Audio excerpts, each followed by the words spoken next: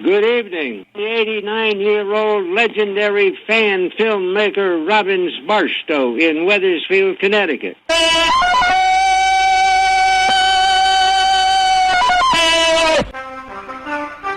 The jungle. Here I was born. And here my parents died when I was but an infant. I would have soon perished too had I not been found by a kindly she-ape named Kala, who adopted me as her own and taught me the ways of the wild. I learned quickly and grew stronger each day. And now I share the friendship and trust of all jungle animals. The jungle is filled with beauty and danger, and lost cities filled with good and evil. This is my domain, and I protect those who come here. For I am Tarzan, Lord of the Jungle.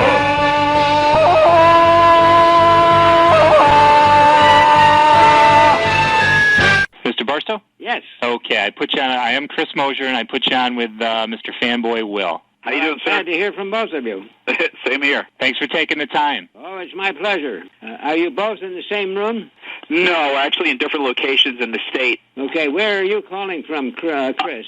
I'm in Rochester, New York, Western New York. And Fanboy Will, where are you calling from? I am calling from Oyster Bay, Long Island. Oyster Bay, Long Island, okay. Yes, sir. And you're in Connecticut? Yes, I'm in Wethersfield, Connecticut, a suburb of Hartford. Yeah. Okay. Okay, this is Mr. Doctor Robbins Barstow, and we're going to talk about his films, most specifically his fan film Tarzan and the Rocky Gorge. You have a Ph.D. in education. That's why you're a doctor, right? That's correct. I was a teacher for my career and worked for the state teachers organization, the Connecticut Education Association, for 34 years to try and enhance the education profession here in Connecticut. And now I've been retired for a number of years. Okay, very good. And your hobby's still film, and you're an advocate for some of the ocean life out there. Yes, my films have been my hobby, my passion for almost all my life. As soon as I was old enough to look at movies, I've always loved them. Well, how did you get into that? Was your parents really into film at that time? And how does a 16-year-old get a hold of a camera at that time to start making his own movies? No, they weren't particularly. I don't know what it was that appealed to me about movies, but I can remember when I was, in my early years, 7, 8, 9, I used to love to go to the silent films in those days in the 20s. And Doug Fairbanks and his adventure films were among my favorites. And I remember one called Lost World, about dinosaurs in a plateau down in South America, based on an A. Conan Doyle story. And so I just loved those films.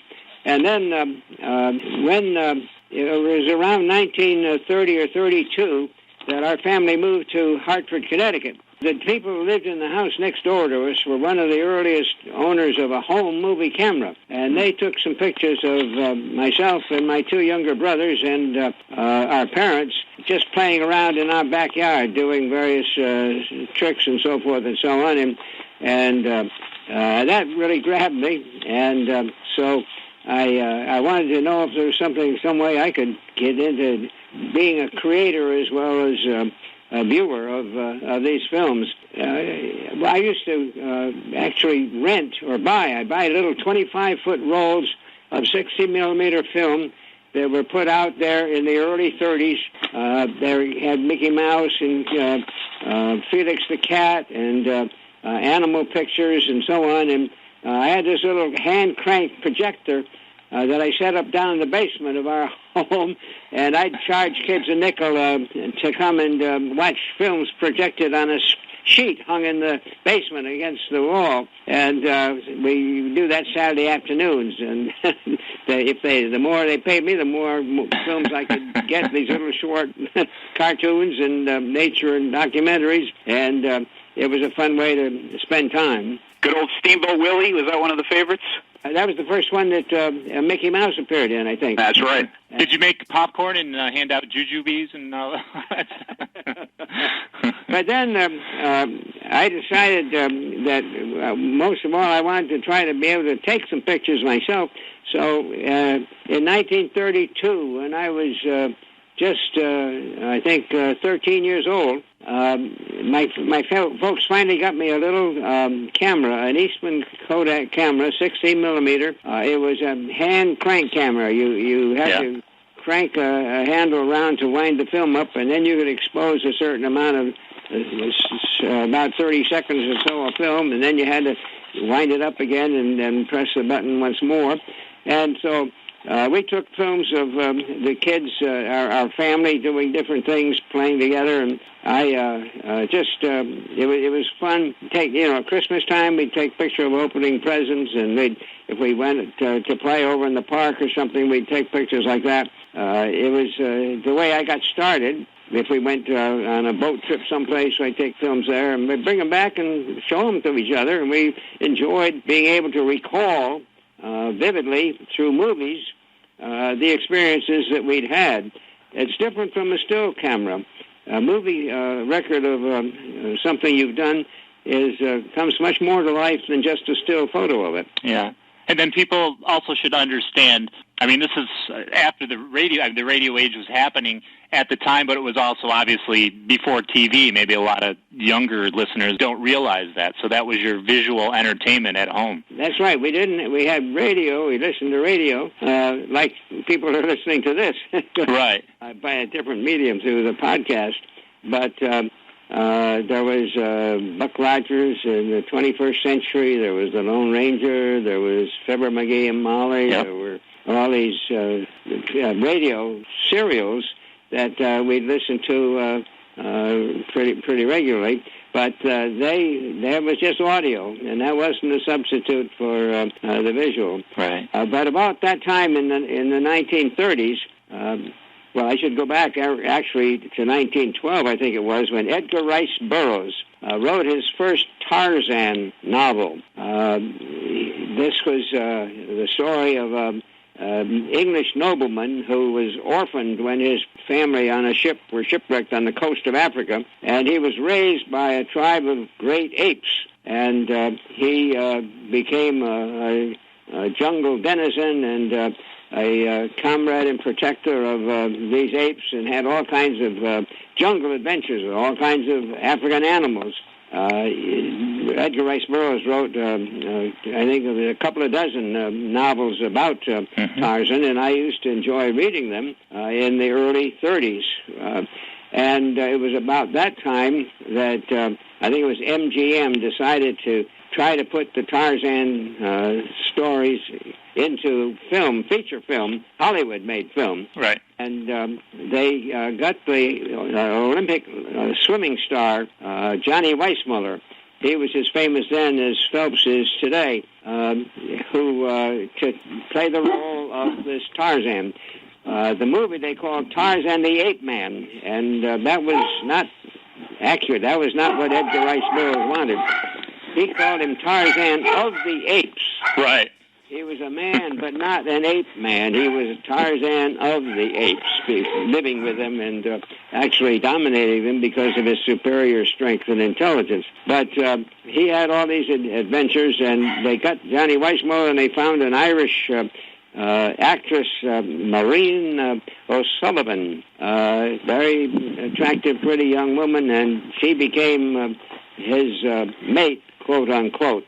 In those days, in the 30s, the censors wouldn't allow them to have any show any marital situations. No sex was in. They had to be very chaste in their relationship on the screen. They weren't even able to have a son. They had to adopt a son that had later on that had crashed in an airplane when his parents were killed near their jungle home. But anyway, here they were, and they had these. Tarzan was, of course, a great swimmer and would dive into the streams and encounter crocodiles and hippopotami, and then he got so that he could train the elephants. He'd ride the elephants around. it was just a fun kind of thing. One day we got my two younger brothers and myself just decided, well, look, we got a movie camera here. We had been to go for a weekend picnic up in a place in Granby, Connecticut, North Granby, Connecticut, which is in the wilds of outskirts of the state of Connecticut, northwest. The Badlands. And there was a stream there that had made a great big giant gorge. It was about 50 feet tall. When we were picnicking there, we said, you know, this is a beautiful setting for a Tarzan story. Why don't we see if we couldn't figure out a way to make some kind of a movie story with Tarzan using this setting. We can pretend it's Africa. And so after looking at the Tarzan films on screen, the big theaters, here we were. Naturally, I was the oldest, and of course, I was going to be Tarzan. Okay. Yeah, no question about that. And my younger brother, about 6 years younger, I was 16 at the time. Right. And we decided that his name was Paul, and so we called him Paulus Rufus Barstinio. Right. Yeah. I got a good laugh out of that one. The eminent African explorer. And the story is about how he was reading about Tarzan in the book, and he got this idea, why don't we go to Africa and see Tarzan in person? And so we had three girlfriends in the neighborhood that we recruited to go with us and make this movie and be a safari for Paulus Rufus Barstinio. And so we took the day. We all drove up to this place in Granby and found a mountain pathway down to the stream, and there was a waterfall there and a cliff you could jump off and everything like that. And so then we sort of made up the story as we went along, but we had to have a villain, and so we decided, we called him Mahahatme Slink-Around. And he was my other brother, my middle brother, John, and he dressed up in a sheet. We took a sheet along with us, and that's his costume, a sheet with a towel turban around his head. And he tried to, when the girls and Paulus got down to the waterfall here, he told them, he appeared on the scene, and he said, "You go away. This Tarzan country. You go away." And of course, they weren't going to go away because that's why they came there. They came to try to find Tarzan. But apparently Mahatme Slink-Around was trying to protect Tarzan and didn't want to disturb him or something, according to the story. And then Paulus Rufus Barstinio made a nearly fatal error. He let Slink-Around get away. But they continued up the stream, hoping that they might encounter Tarzan someplace, but Slink-Around, it turned out, had a gun, and from the opposite side of the stream, he fires his gun over at Paulus, who's standing on top of the waterfall, and of course he falls off the top of the waterfall down into the pool down below and struggles, and then the three girls jump in and rescue him, nearly drowning him in the process, but he recovers. And then they go on up and they catch, they capture Slink-Around and take his gun away and tell him they want him to show us where Tarzan is. So he takes them up the stream further, and then while they're playing in the water and the rocks and everything, they hear this great yell, you know. Oh, yeah.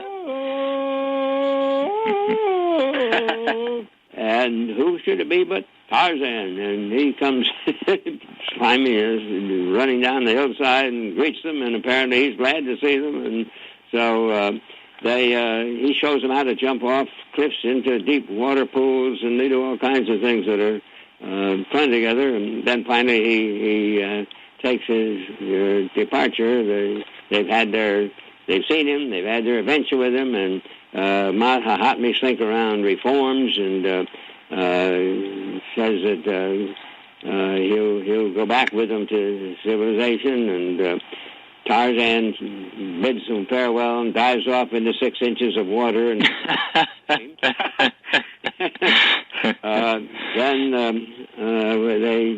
the big question is, was the real Tarzan better than the book Tarzan? And everybody agreed the real Tarzan was better. And so that was it. It's only about a 15-minute film, and I was able to film it in such a way that I didn't have to waste much film.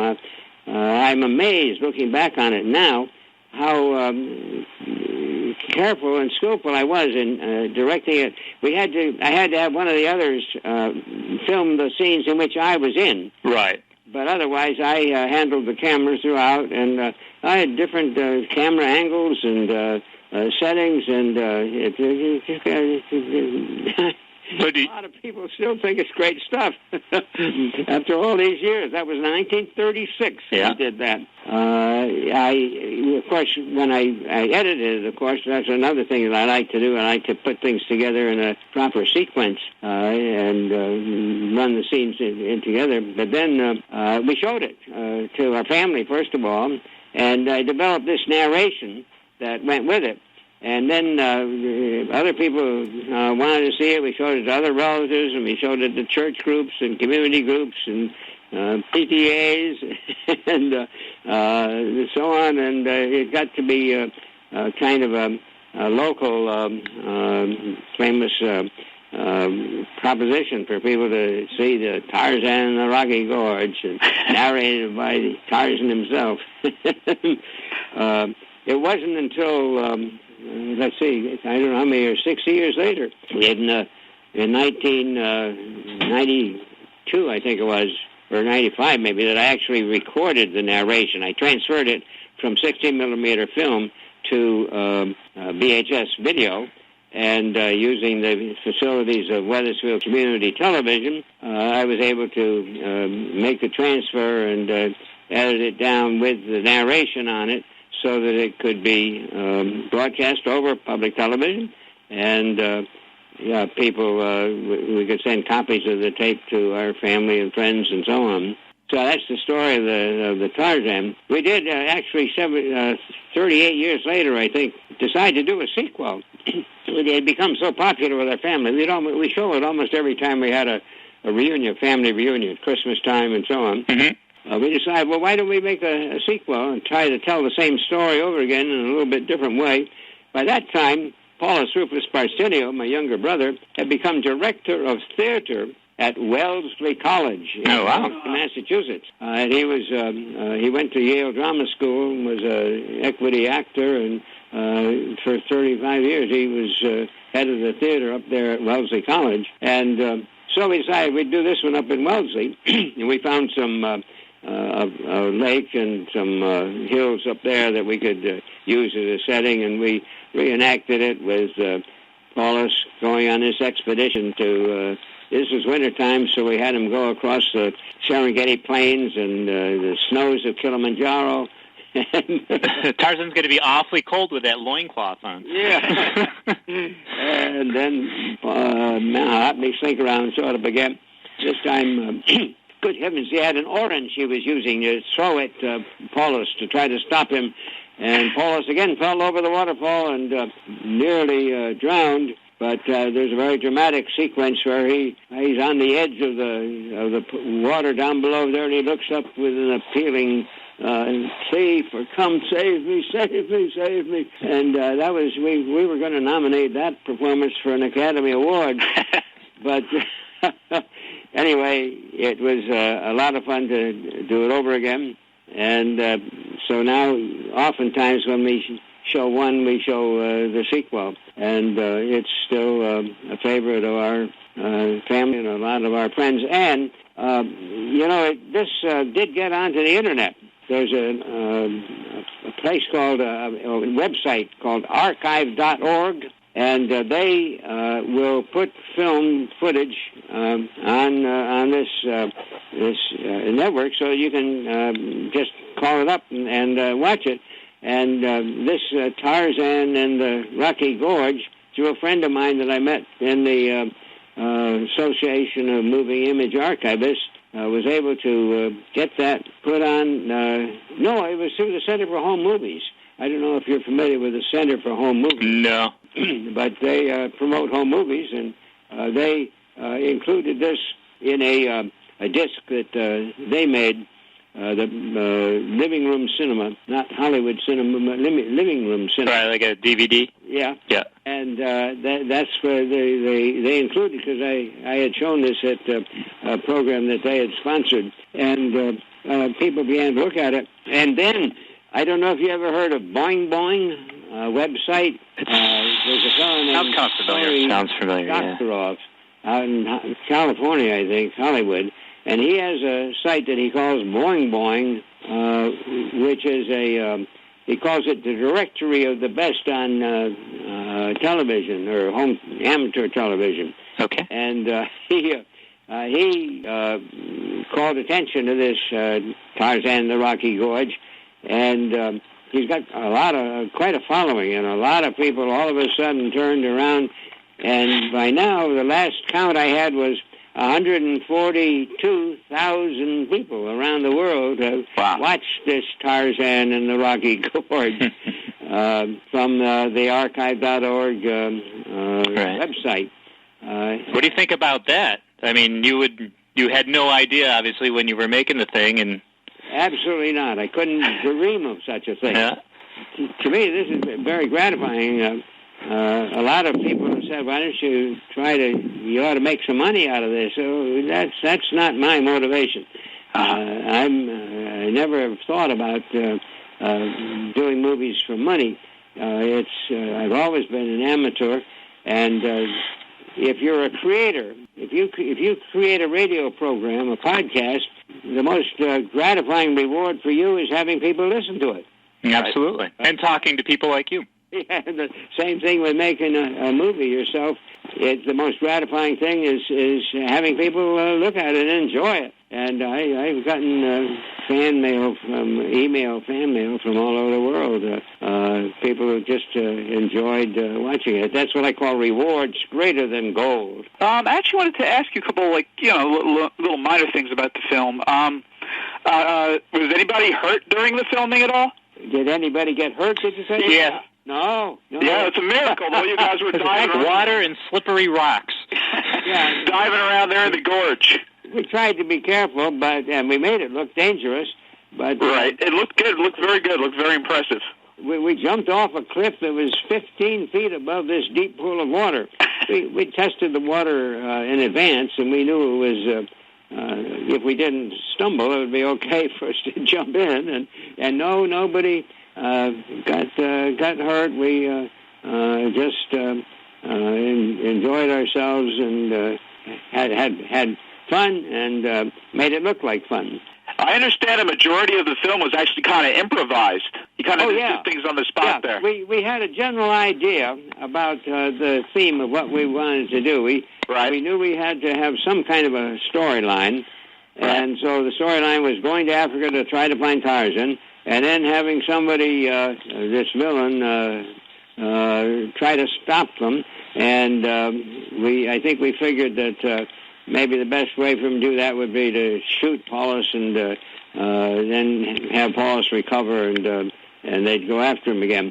But no, we looked the setting over, and we decided, well, why don't we film this shot here? And here's a great big boulder. Why don't we have Mahatma slink around from in back of that boulder? There was a place where there was some waterfall coming in from the side and creating a little like a bathtub and some rocks there. And so, that'd be neat. Why don't we have one of the girls get in there in her bathing suit and pretend to have a bath? And so, we did, and then we had Tarzan laugh at it. We made things up as we went along, and depending upon the setting and what we thought we could do with where we were. Well, the narration... We did it all in one day. It's a one-day shoot, yeah. Yeah, a one-day shoot. The narration you provide later on, the narration we hear on the film now, was it different when you were younger reciting the narration, or? Well, no, the narration remained about the same from the first time we projected it on a 60-millimeter projector.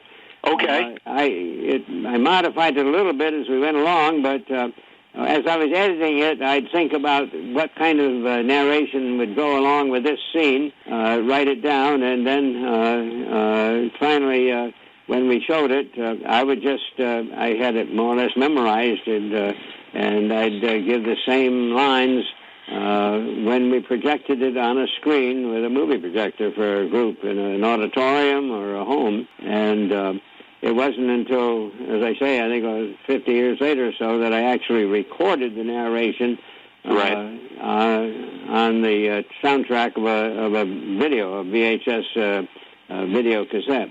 Are you aware of the fan film movement today? Have you watched any of the recent films? Yes. I think you interviewed some time ago Clive Young.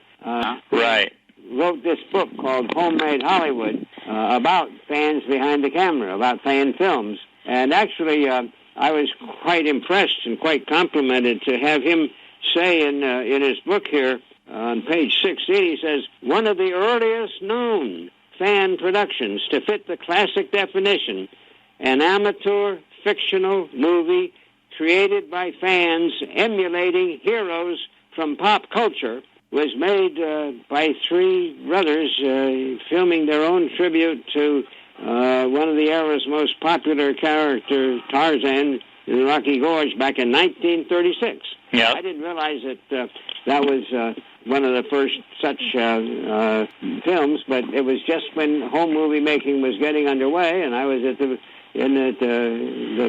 beginning of it, really. Actually, interestingly enough, that Tarzan fan film was about the only fan film as such that I ever produced. I've spent the last 70 years 75 years making home movies, mostly films about our family and our travels and various experiences, and then I've done documentary films for the Wethersfield Local Historical Society and our church, and I've done a lot of travel films and so on.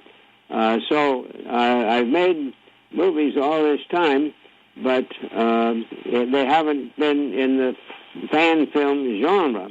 So I have become more and more interested in that genre lately. And boy, I just recently watched an incredible fan film done by a fellow named James Cawley. Are you familiar with James Cawley? Yep, he does the Star Trek Phase 2. Star Trek Phase 2. Right, exactly. New Voyages. And my goodness, I know that they have an agreement with Paramount that it can't be used commercially. Right. But they have built a set and done special effects and embodied those various characters incredibly. I think they're going to shape up in good comparison with this new Star Trek movie is opening tomorrow. Yeah, that's right. Which you're going to go see? Oh, I sure am going to go see it. You're a big Star Trek fan, I take it then. Yes, I'm a Trekker. You're in good company. Yeah. You're cool because you're a Trekker, not a Trekkie. Yeah. He's a Trekker. I think Star Trek company is better than Star Wars company. I like both. George Lucas, but yeah. Gene Roddenberry had a mission and a philosophy and a belief that went beyond just having an exciting story. A little more intelligent than Star Wars, I would say. And in fact, one of my other interests, I've had a very interesting life all these 89 years. Another thing I've been interested in is whales. Whales, dolphins, and porpoises. My wife and I went on a whale watching trip back in 1973 out of California and saw these great, big, beautiful creatures, leviathans of the sea in the wild. And at that time, they were killing so many of them that they thought maybe some of the species would become extinct. And we couldn't bear the thought of that, so when we got back to Connecticut, we helped organize a cetacean society. Cetacean is the scientific name for all whales, dolphins, and porpoises. And we developed different programs. We got the state legislature here in Connecticut to designate the sperm whale as our official state animal, because the sperm whale at that time, they were killing 20,000 a year, and that had been the whale that Connecticut whalers, the old Yankee whalers, Moby Dick style, had killed when they really needed the oil. But there's nothing they get from whales now. There isn't a perfectly satisfactory substitute for. And so we've been trying to do everything we can to help save and protect the whales. And Star Trek had a wonderful whale movie. I don't know if you're... That's right, yep. Voyage Home. Yep, that's right. That was the humpback. That's right. The humpback whales were able to sing and communicate with a force in outer space that was threatening to destroy the Earth in the 23rd century or whenever it was, and they had to come back to our time to take some humpback whales back up there to save the planet. But we sent some literature and a book that I'd written about whales out to Catherine Hicks, who played the marine biologist in the film. Yep, right. She was on Seventh Heaven, and But anyway, she apparently got the message of the movie about whales being irreplaceable and something that is too beautiful and wonderful to drive to extinction. And she actually called us here and wanted to know if there's anything. She called me at my home. She said, "This is Catherine Hicks." I couldn't believe it. And she said, "Is there anything I can do to help save the whales?" And, she sent us a contribution, but then we said, "How would you like to take part in the benefit performance of Star Trek 4, The Voyage Home?" And she agreed to do that. And so back, I think it was in 1987, she came here to Connecticut, and we had a big benefit performance in the local theater of that Star Trek 4 film. And she stayed overnight for 3 nights here in our house in Wethersfield with my wife and myself. Wow, that's awesome. It was just great. That's another reason that I've been a Star Trek fan over all these years, too. All right, who are you? And don't jerk me around anymore. I want to know how you know that. We can't tell you that. But if you let me finish, I can tell you that we're not in the military, and we intend no harm towards the whales. Then what do you In fact, we may be able to help you in ways that, frankly, you couldn't possibly imagine. Or believe, I'll bet. Very likely. You're not exactly catching us at our best. That much is certain. I have a hunch that we'd all be a lot happier discussing this over dinner. What do you say? You guys like Italian? No. Yes. Yeah, No. Yes. No. Yes. I love Italian. And so do you. Yes.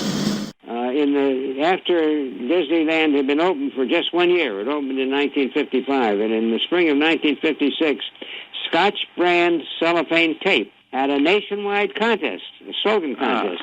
You submit a slogan, and the winners were going to provide 25 families with a free 1-week trip to Disneyland for the winning slogans about Scotch brand cellophane tape. Well, boy, when we heard about that, we just jumped to the opportunity, and we got a whole bunch of different entry blanks, and each member of the family submitted an entry, and we sent a photograph of us using Scotch tape because a photo is supposed to be better than 1,000 words, and we did all kinds of things to try to get attention. We sent it out to the contest, and we won. We were one of there you go. 5 families to receive this free trip out there to Disneyland.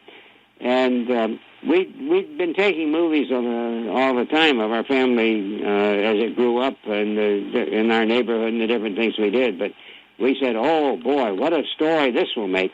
So and actually we thought maybe we can win. So we ought to take pictures ahead of time of making our entries, and we did. We showed everybody sitting around the table working on what they were going to submit. And it turned out that it was our youngest son, Daniel, who was only 4 years old then, that was actually the winner for us. We asked him, "Well, okay, Dan, why do you like Scotch tape?" And he said, "Well, when some things tear, then I can just use it." And so we had him write that down on the entry form, copy it down on the entry form, and that turned out to be the winning slogan for our family. And so then we took pictures of us getting ready to go. And was that the actual mailman? Was that your mailman in the film that came on?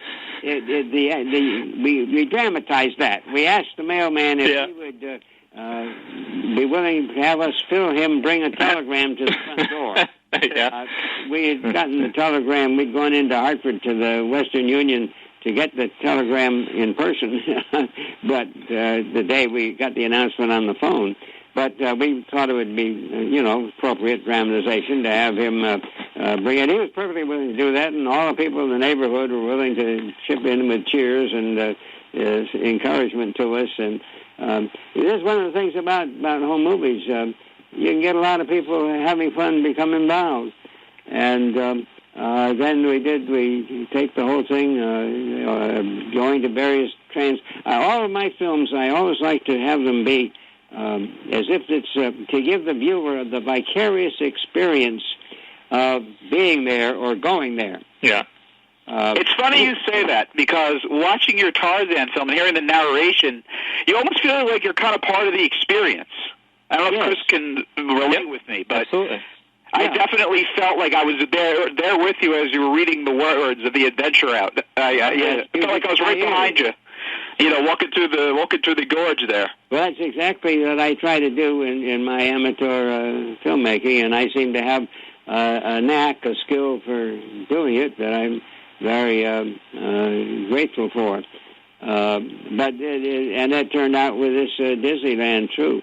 And then we edited that and put in some trick shots, some, in the old days, I don't think the people today listening or television maybe make videos or digitals. There was something you could do with 16-millimeter film that you can't do with present-day digital or video, and that is to film a scene that will come out in reverse. Mm-hmm. You can't reverse anything today.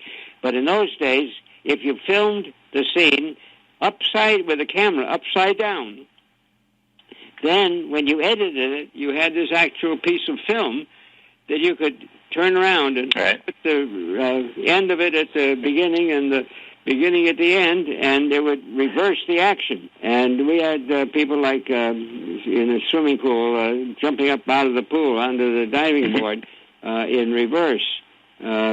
And other things like that made it fun. Yeah, I did see that. I actually watched it this afternoon, so it was good. Well, that's what we enjoyed doing, putting that kind of trick photography, which you could only do in those days with film, the reverse showing.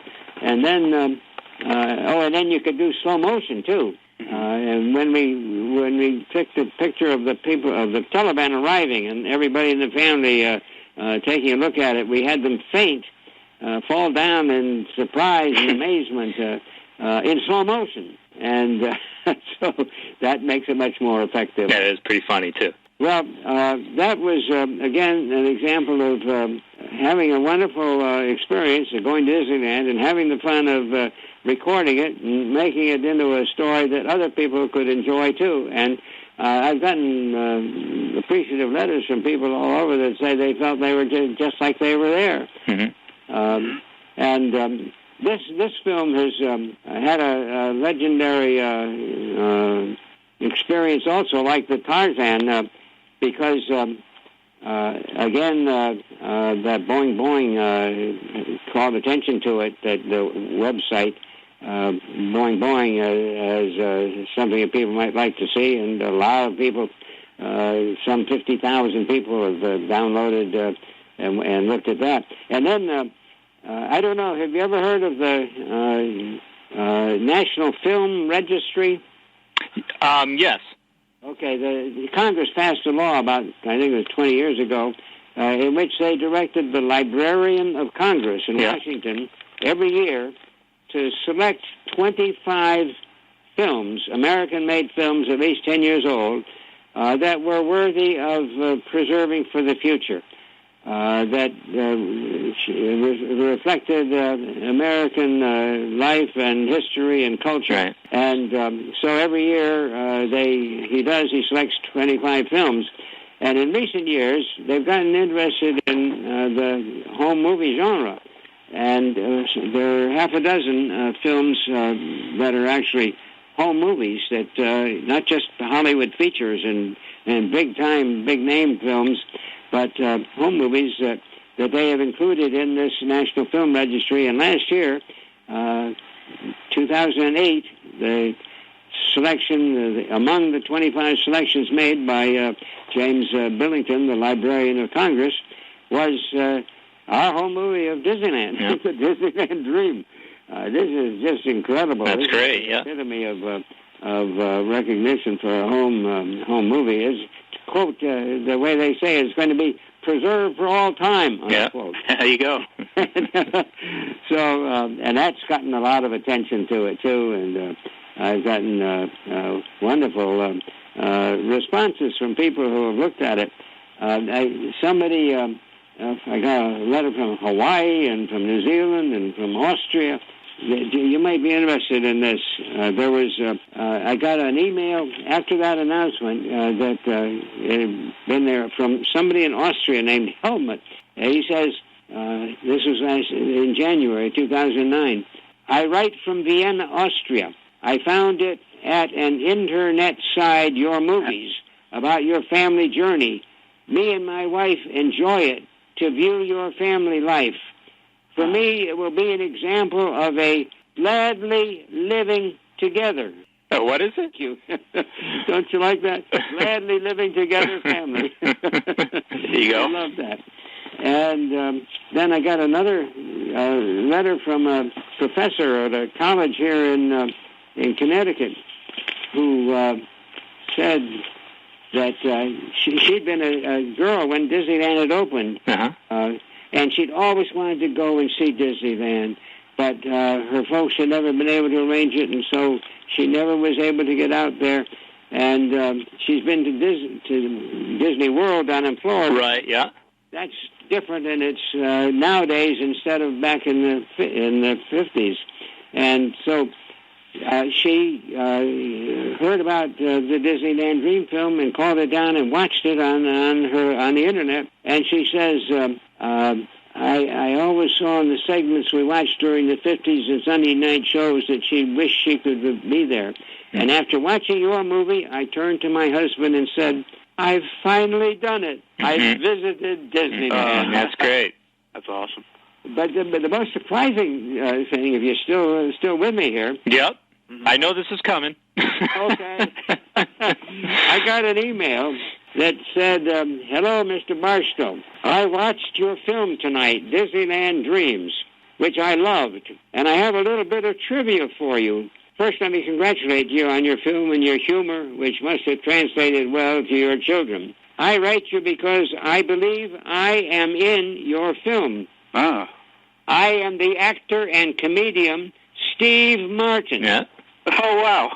And at age 11, I worked at Disneyland. Wow. I sold guidebooks at the park from 1956 to about 1958. I am as positive as one can be that I appear about 20 minutes and 20 seconds into your film, low in the frame, dressed in a top hat, vest, and striped pink shirt, moving from left to right, holding a guidebook out for sale. Well, I couldn't believe that. But I wrote back to him, and we looked at the film and tried to slow it down on a DVD.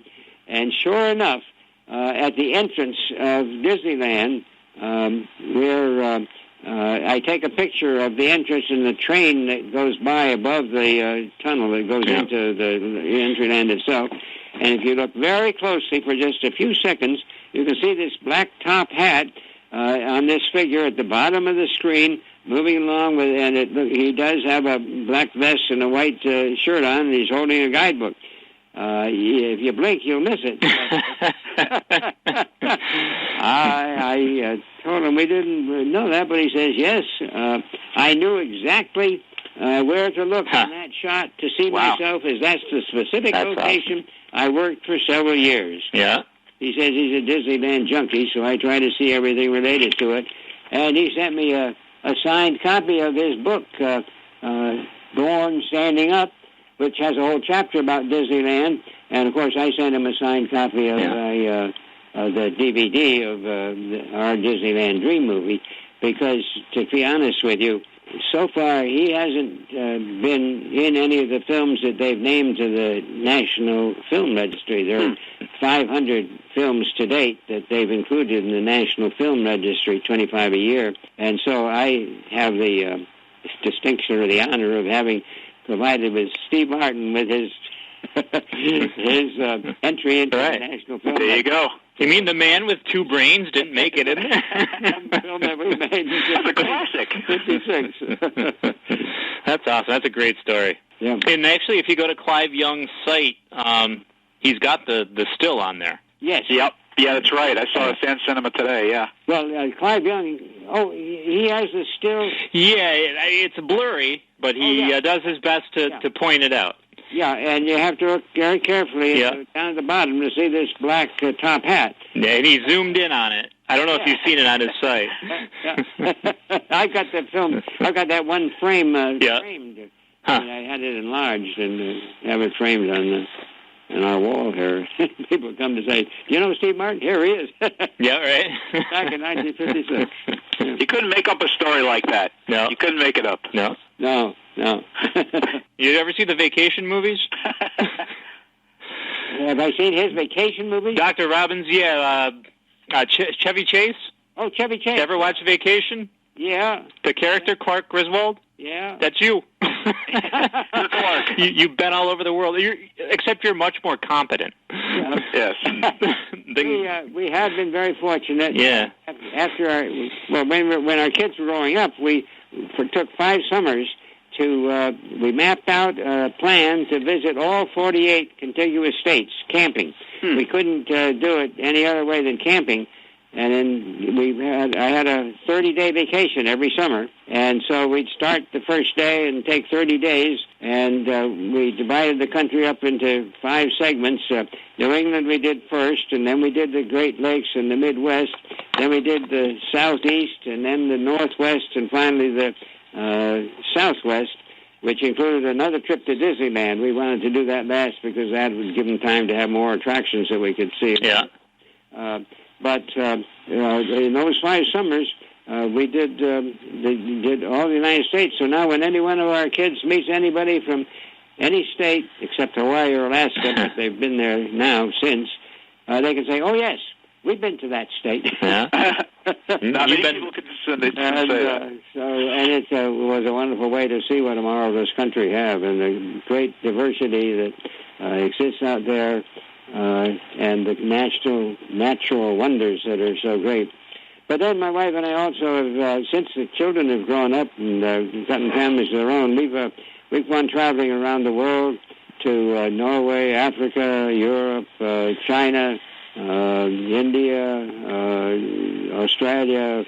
In fact, if any of your listeners have access to the Internet, if they go to this website, archive.org, and type in the little search box there, the phrase Barstow Travel Adventure, they will find a listing of 16 different travel adventure movies, including Tarzan and the Rocky Gorge, and including Disneyland, and including our family camping trips and so on and others, and some whale films that they can just watch right there on the screen or download.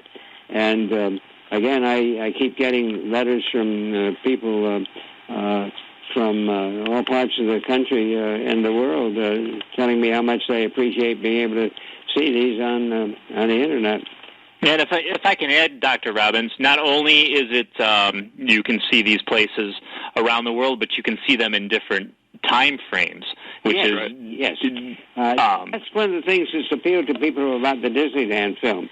It takes you back over 50 years, and I get letters from people saying it was just wonderful to see what things were like back then in Hollywood and that part of California, and clothes and lifestyles and so forth.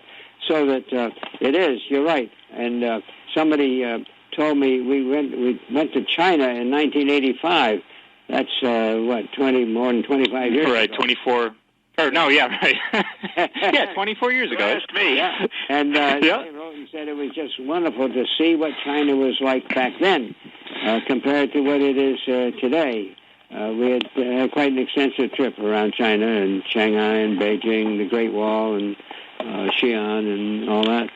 And so I feel really happy about the film legacy that I've been able to leave here for others to enjoy too. Now, I'm sure you've got more to go, right? What are you going to be doing next? I just finished putting together a Mother's Day film with some scenes of the reigning elder mother in the Barstow family that we're sending to our kids to celebrate Mother's Day this coming weekend, this coming Sunday. And I've still got films on the shelf that I haven't had time to edit yet. So